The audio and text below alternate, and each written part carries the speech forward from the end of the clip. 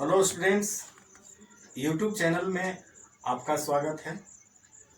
हम लोग पिछले वीडियो में फंक्शन के एक इम्पोर्टेंट टॉपिक कंपोजिट फंक्शन या इसको यूँ कहें फंक्शंस ऑफ फंक्शन, फलनों का फलन, इसके बारे में हम लोग पढ़े थे। आज हम लोग इन्वर्स फंक्शन यानी फंक्शन का एक अति महत्वपूर्ण टॉपिक इन्वर्स फंक्शन के बारे में पढ़ेंगे कि इन्वर्स फंक्शन है क्या। देखते हैं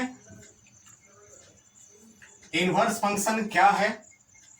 late F is such that from A to B a function and let Y belongs to B.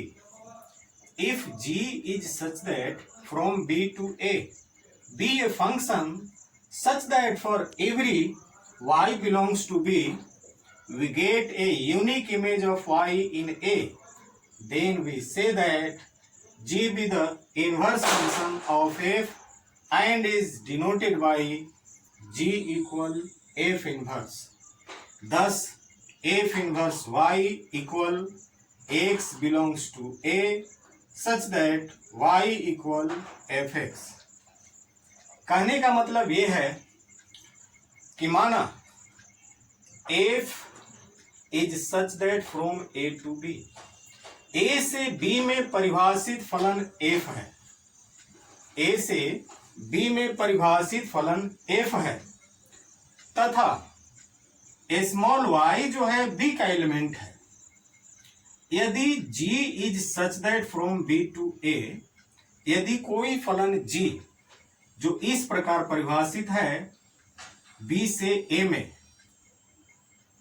तो B के प्रत्येक अवयव Y का A में अद्वितीय प्रतिबिंब हो तो फलन G को F का प्रतिलोम फलन कहते हैं और इसे G बराबर F इनवर्स द्वारा इंडिकेट किया जाता है, सूचित किया जाता है।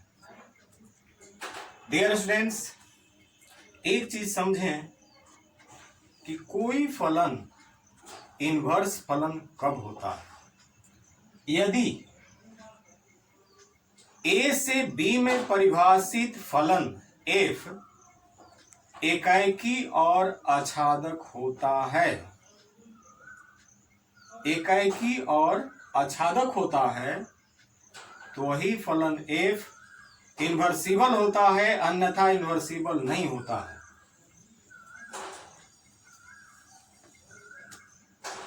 यहां हम लोग ये तो देख लिए कि इन्वर्स फंक्शन क्या है, प्रतिलोम फलन क्या है। इसको दूसरे वे में हम लोग परिभाषित करेंगे। In other word let F is such that from A to B, A से बी में परिभाषित फलन f है। If there exist a function g is such that from b to a, यदि कोई फलन g जो b से a में इस प्रकार परिभाषित है कि f ओ g बराबर i b, मतलब f g और f का कंपोजिशन आइडेंटिटी एलिमेंट हो, b का आइडेंटिटी एलिमेंट हो, g ओ f यानी f और g का कंपोजिशन आइडेंटिटी एलिमेंट a यानी a का आइडेंटिटी एलिमेंट हो, तो f is invertible function, f invertible function होता है और इसे g द्वारा सूचित किया जाता है, g द्वारा सूचित किया जाता है और g बराबर f इन्वर्स होता है। f a से b में परिभाषित फलन है। यदि कोई फलन g जो b से a में इस प्रकार परिभाषित है कि f ओ g बराबर ib, g ओ f बराबर ia, then f is inverse function and g is called inverse of f। g को f का इनवर्स कहा जाता है, जिसे दैट इज g बराबर f इनवर्स यानी g बराबर f इनवर्स द्वारा इसको इंडिकेट करते हैं। यहाँ डायग्राम के माध्यम से देखेंगे, ये a है और यह b है। a का एलिमेंट x है तो एफ के अंतर्गत एक्स का इमेज यहां होगा एफ एक्स और y का इमेज g के अंतर्गत ये हो जाएगा gy यानी a से b में परिभाषित फलन f है और x a का एलिमेंट है और y b का एलिमेंट है, तो y बराबर एफ एक्स होता है। यह किसके लिए है? f is such that from a to b। और इसको जो है हम लोग लिखेंगे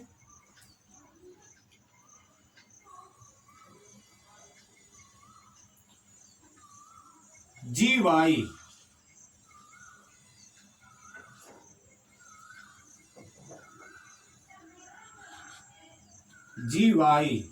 बराबर यहां x है, यहां होगा g is such that from b to a। ये दोनों के दोनों एकाएकी और आच्छादक होना चाहिए। यह a से b में परिभाषित फलन के लिए y बराबर एफ एक्स है और यह b से a में परिभाषित फलन gy बराबर x है, जो g से यहां a है। इस तरह से इनवर्स फंक्शन के बारे में हम लोग देखेंगे। आगे हम लोग देखते हैं। हाँ, हेलो स्टूडेंट्स, अब हम लोग some properties of inverse function and composite function के बारे के कुछ प्रॉपर्टीज के बारे में यहाँ हम लोग देखेंगे।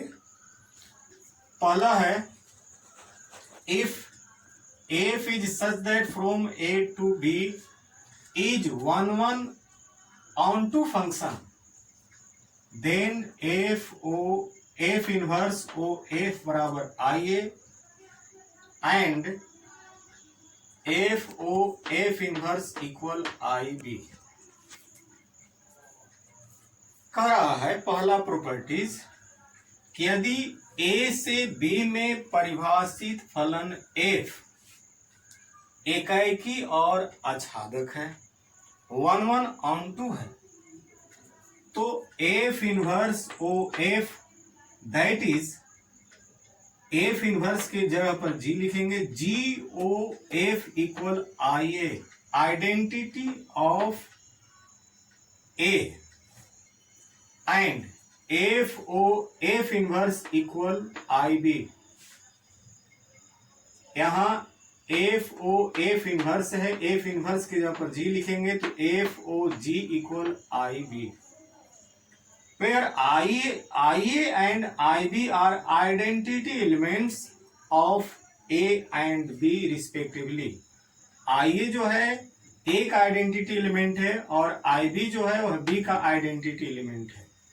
कहने का मतलब ये है कि यदि ए से बी में परिभाषित कोई फलन एफ एकाएकी और आच्छादक है तो जी ओ एफ बराबर आई ए होता है, यानी जी और एफ और जी का जो कंपोजिशन है वह आई ए होता है और एफ ओ जी और एफ का कंपोजिशन आई बी होता है, जहां आई ए और आई बी क्रमशः ए और बी के तत्समक एलिमेंट है, तत्समक रिलेशन है। दूसरा है if f is such that from a to b, a से b में कोई फलन परिभाषित है तो i b o f equal f and f o i a equal f।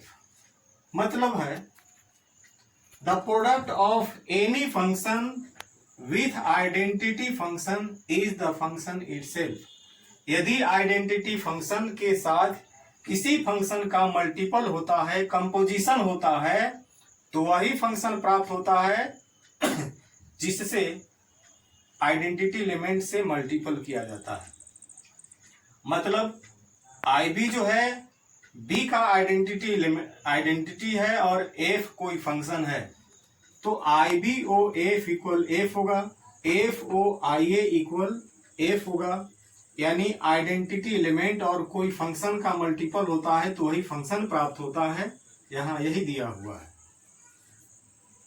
तीसरा है if F is such that from A to B and G is such that from B to C are two one onto functions, then GOF is such that from A to C is also one onto function। कहने का मतलब है कि यदि A से B में परिभाषित फलन F और B से C में परिभाषित फलन G, ये दोनों के दोनों एकाएकी और आच्छादक फलन होते हैं, वन ऑनटू फंक्शन होते हैं, बिजेक्शन होते हैं, तो F और G का कंपोजिशन GOF जो होता है, जो A से C में परिभाषित है, यह भी वन और ऑनटू फंक्शन होता है।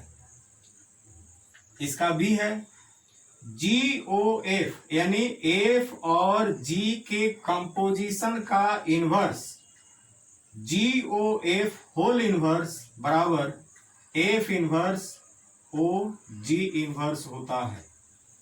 चौथा है if F is such that from A to B, G is such that from B to C and H is such that from C to D, यानी F A से B में परिभाषित है, G B से C में परिभाषित है और H C से D में परिभाषित है, तो इन तीनों फंक्शन का कंपोजिशन ये एसोसिएटिव रूल को फॉलो करता है, यानी साहचर्य नियम को फॉलो करता है, यानी HOGOF बराबर HOGOF।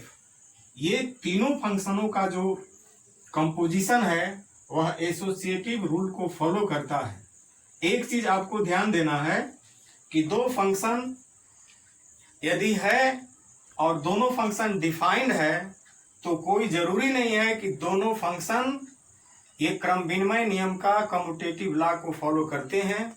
ऐसा नहीं है, कर भी सकते हैं, नहीं भी कर सकते हैं। यहां लेकिन जब तीन कोई फंक्शन है और तीनों फंक्शन परिभाषित है तो तीनों फंक्शन का जो कंपोजिशन होता है वह एसोसिएटिव होता है। अब 4 के बाद हम लोग 5वां देखेंगे। डियर स्टूडेंट्स, अब हम लोग 5वां प्रॉपर्टीज देखेंगे। 5वां है late F is such that from A to B, G is such that from B to A and GOF बराबर IA, F और G equal IB, then G equal F inverse. Question कह रहा है कि F A से B में परिभाषित है, G फंक्शन B से A में परिभाषित है और दिया हुआ है GOF equal IA। GOF identity element है A का, FOG आइडेंटिटी एलिमेंट है B का। तो हमें सिद्ध करना है कि G equal F inverse. G क्या है? F इनवर्स यानी व्युत्प्रतिलोम फलन है। अब इसको हम लोग थोड़ा सॉल्व कर लेते हैं, देख लेते हैं। We have to show G equal F inverse. हमें सिद्ध क्या करना है? G इक्वल F इनवर्स हमें सिद्ध करना है। तो प्रतिलोम साबित करने के लिए सबसे पहले हम लोगों को क्या साबित करना होगा? हम लोगों को साबित करना होगा कि फलन 1 और ऑन2 होना है। इसके लिए हमको क्या करना है? We would show F is invertible that is f is 1 1 and onto. हमें साबित करना होगा कि एफ क्या है, 1 1 है और ऑन टू है। तो फॉर 1 1, यहाँ फॉर 1 1 के लिए जैसा कि हम लोग उसका रूल है उस रूल के अनुसार चलेंगे। दो एलिमेंट लेते हैं, late x1 x2 belongs to ए। इस डोमेन के लिए हम लोग x1 और x2 दो एलिमेंट लेते हैं इस डोमेन में। This implies that f(x1) equal f(x2) होता है। ये दोनों बराबर है। अब यहाँ g का कंपोजिशन कर दिए, चूंकि g इज 1 1, g 1 1 है तो g का हमने कंपोजिशन कर दिया दोनों साइड। तो according to definition of composition g f(x1) को क्या लिखेंगे, g o f x1। उसी तरह से g f x2 को g o f x2। अब जो प्रॉपर्टीज हम लोग लिखवाए हैं उसके अनुसार g o f वहां क्या दिया हुआ है, i a। g o f equal i a। तो i a x1 equal i a x2, मतलब ये दोनों आइडेंटिटी खत्म हो गया। x1 बराबर x2 मिला, तो x1 बराबर x2 मिल गया तो f(11) फंक्शन हो गया। अब हम लोग चलते हैं ऑन टू फंक्शन के लिए। For onto let y belongs to b। y जो है b का एलिमेंट है, चूंकि g b से a में परिभाषित है तो y बिलोंग्स टू b ले लेते हैं। तो g जो है g is such that from b to a, इसलिए gy इक्वल x हो गया। जैसा कि हम लोग इनवर्स के डिफिनीशन में ही बताए थे, यदि a से b में फंक्शन f है तो y इक्वल fx होता है, b से a में फंक्शन होता है तो gy इक्वल x हो गया। अब यहाँ f का कंपोजिशन ले लेते हैं तो f gy इक्वल fx।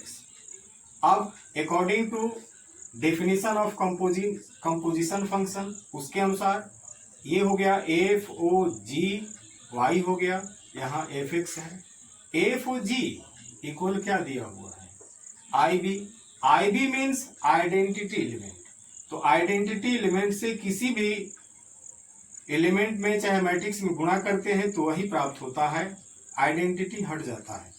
तो यहाँ y इक्वल मिला fx, y इक्वल fx हो गया, यानी a से b में परिभाषित फलन है, इसलिए f is onto function, f onto function हो गया।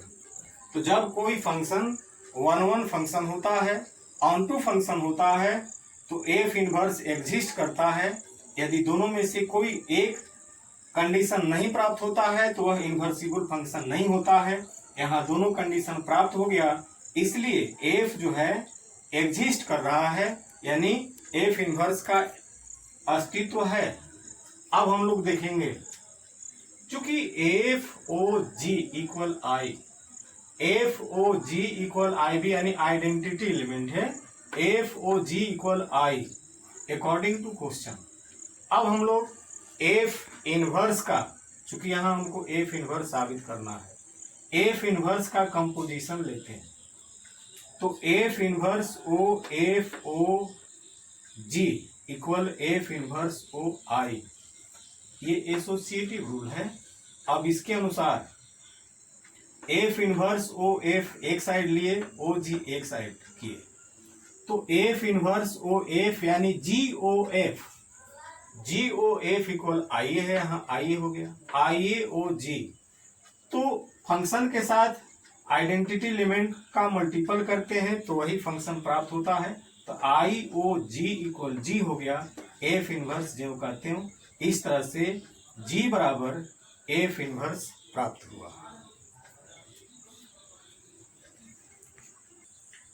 अब हम लोग इनवर्स के बारे में पढ़ लिए, उसके प्रॉपर्टीज समझ लिए। अब प्रश्न उठता है कि किसी फंक्शन का इनवर्स हम लोग कैसे निकालें। How to find inverse of a function. किसी फलन का, किसी फंक्शन का इनवर्स हम लोग कैसे निकालें, उसका रूल क्या है, वर्किंग रूल क्या है, हम यहाँ देखेंगे हम लोग। तो how to find inverse of a function, function का फलन का इनवर्स कैसे प्राप्त करते हैं, उसका पहला स्टेप है, first of all we have to show F is 1 1 and on 2। सबसे पहला स्टेप यही है कि हमें सिद्ध करना होगा कि फंक्शन एकाएकी और आच्छादक है।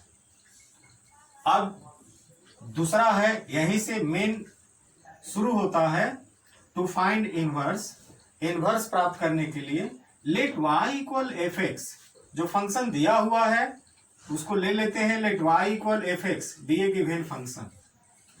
अब क्या करेंगे, तीसरा step, solve x in terms of y। इसको y इक्वल एफ एक्स को हम लोग y के टर्म में सॉल्व करेंगे, यानी वहां से हम लोग x का मान प्राप्त करेंगे। जब इसको हल करेंगे तो y के ही रिस्पेक्ट में हल करके x का मान प्राप्त करेंगे। अब क्या करेंगे, चौथा step, we replace x by F inverse x and y by x। हम लोग x के जगह पर एफ इनवर्स x को रिप्लेस करेंगे और y के जगह पर x रिप्लेस करेंगे। फॉर एग्जाम्पल, अब ये तो वर्किंग रूल हो गया, एक एग्जाम्पल लेकर के देखेंगे, स्पष्ट हो जाएगा। For example, let F is such that from R to R defined as F X equal 3x plus 4, then show that f is inversible, also find f inverse। आपको शो करना है, जो दिया गया फंक्शन है इसको शो करना है कि यह फंक्शन इन्वर्सिबल है, और जब फंक्शन इन्वर्सिबल है तो उसका इन्वर्स भी निकालना है। डियर स्टूडेंट्स, हमें इन्वर्सिबल साबित करना है तो 1 1 साबित करना होगा। 1 1 साबित करने के लिए late x1 x2 belongs to r, x1 और x2 इस r में यानी इस डोमेन के दो एलिमेंट्स हैं x1 और x2। This implies that F x1 बराबर एफ x2 होता है। अब यहाँ एफ एक्स बराबर 3x प्लस 4 है, तो एफ x1 के जगह पर 3x1 प्लस 4 होगा, एफ x2 के जगह पर 3x2 प्लस 4 होगा। अब यहाँ 4 4 घट गया, 3x1 बराबर 3x2, 3 3 कैंसिल हो गया, x1 इक्वल x2 हो गया। तो x1 बराबर x2 आ गया, इसका मतलब f इज 1 1 फंक्शन।